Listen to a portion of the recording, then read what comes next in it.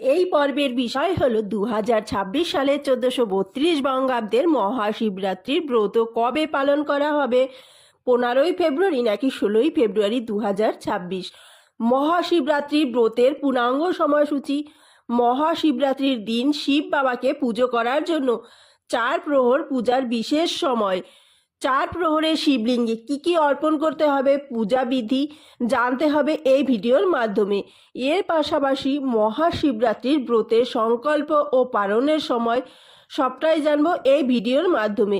ভিডিওটির মূল পর্বে যাওয়ার আগে নমস্কার বন্ধুরা, দোলামণ্ডল চ্যানেলে আপনাদের সবাইকে অনেক অনেক স্বাগত। আশা করি বন্ধুরা আপনারা ভালো আছেন এবং সুস্থ আছেন। ভিডিওটি ভালো লাগলে লাইক এবং কমেন্ট করবেন। আমার চ্যানেলে নতুন বন্ধু হয়ে থাকলে চ্যানেলটি অবশ্যই সাবস্ক্রাইব করে আমার পাশে থাকবেন। আমার সকল বন্ধুদের কাছে অনুরোধ রইল ভিডিওটি প্রথম থেকে শেষ পর্যন্ত দেখার। চলুন বন্ধুরা ভিডিওটির মূল পর্বে যাওয়া যাক। মহাশিবরাত্রির সব থেকে গুরুত্বপূর্ণ সময় হলো নিশীথকালের সময়। অনেক ভক্ত আছেন যারা এই মহাশিবরাত্রির দিন নির্জলা উপোস করে নির্জলা ব্রত পালন করে থাকে। রাত্রের 4 প্রহর ধরে পূজা করে থাকেন।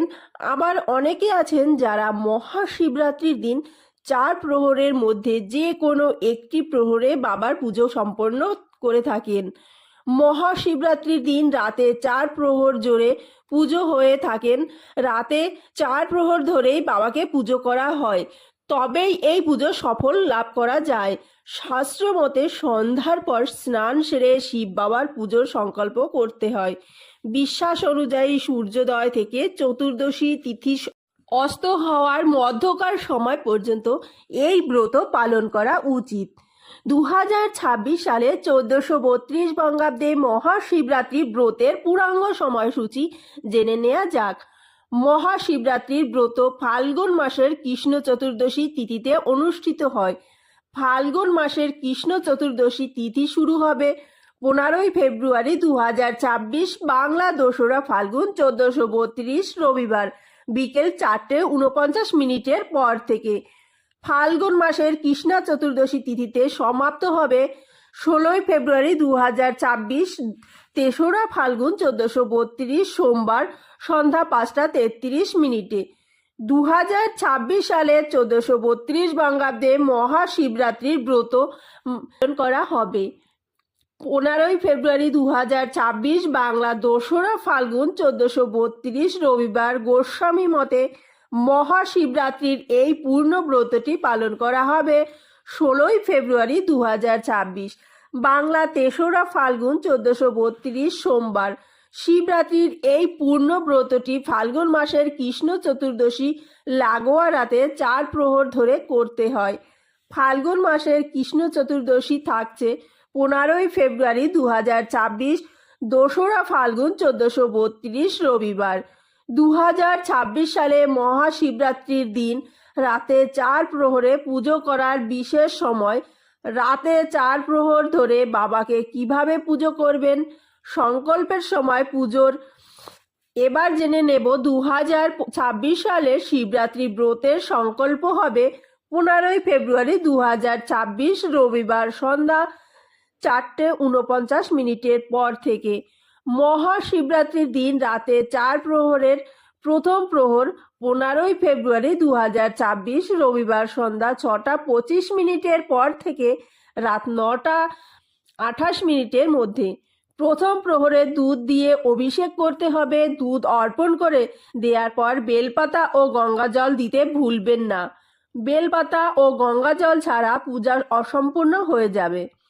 প্রত্যেক প্রহরে বাবাকে পুজো করতে হবে এবং প্রত্যেক প্রহরেই বাবাকে বেলপাতা গঙ্গাজল দিতে হবে। 2026 সালের শিবরাত্রির দ্বিতীয় প্রহর হবে রাত 9:28 পর থেকে রাত 12:21 মধ্যে।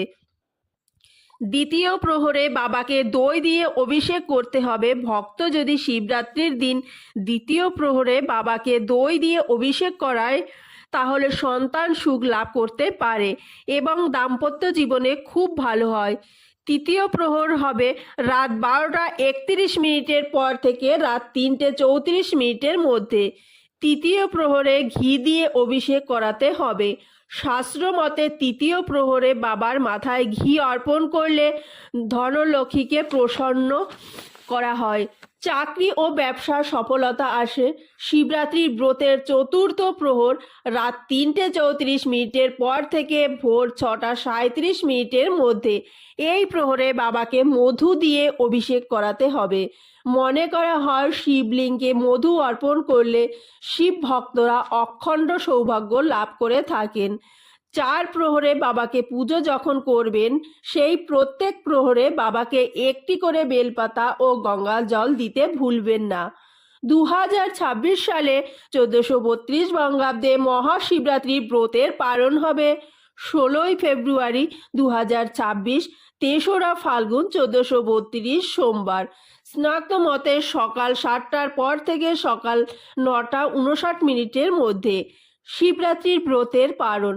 গোস্বামী মতে শিবরাত্রির ব্রতের পালন হবে 17 ফেব্রুয়ারি 2026, বাংলা 4ঠা ফাল্গুন 1432 মঙ্গলবার।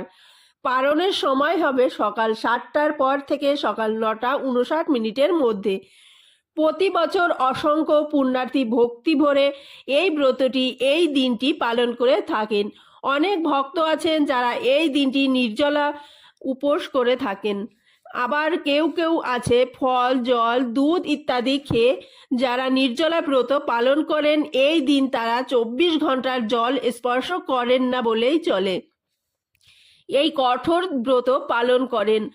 মহাশিবরাত্রির দিন যদি আপনি নির্জলা ব্রত পালন না করতে পারেন, উপবাস না রাখতে পারেন, তাহলে কি কি খাওয়া যেতে পারে মহাশিবরাত্রির ব্রত পালন করলে? শিবরাত্রির ব্রত পালন করলে একটি ফল আছে, সেই ফলটি যদি আপনি খেয়ে ফেলেন তাহলে শিবরাত্রির ব্রত ভঙ্গ হয়ে যাবে। যারা সম্পূর্ণভাবে সুস্থ আছেন তারা এই নির্জলা উপবাস পালন করতে পারেন। তবে যাদের শরীর সম্পূর্ণভাবে ঠিক নেই, যারা কোনো ওষুধ খাচ্ছেন, তারা অবশ্যই চিকিৎসালয়ের পরামর্শ নিয়ে ব্রত পালন করতে হবে। যদি আপনি নির্জলা ব্রত না করতে পারেন তাহলে এই শিবরাত্রির দিন কি কি খাওয়া যাবে? মহাশিবরাত্রির দিন সকল প্রকার ফল খাওয়া যেতে পারে, বিশেষ করে বেল, আঙ্গুর, কলা, শসা, তরমুজ এই জাতীয় ফল বেশি করে খাওয়া উচিত। মহাশিবরাত্রির দিন দুধ দিয়ে তৈরি যে কোনো জিনিস খাওয়া যেতে পারে।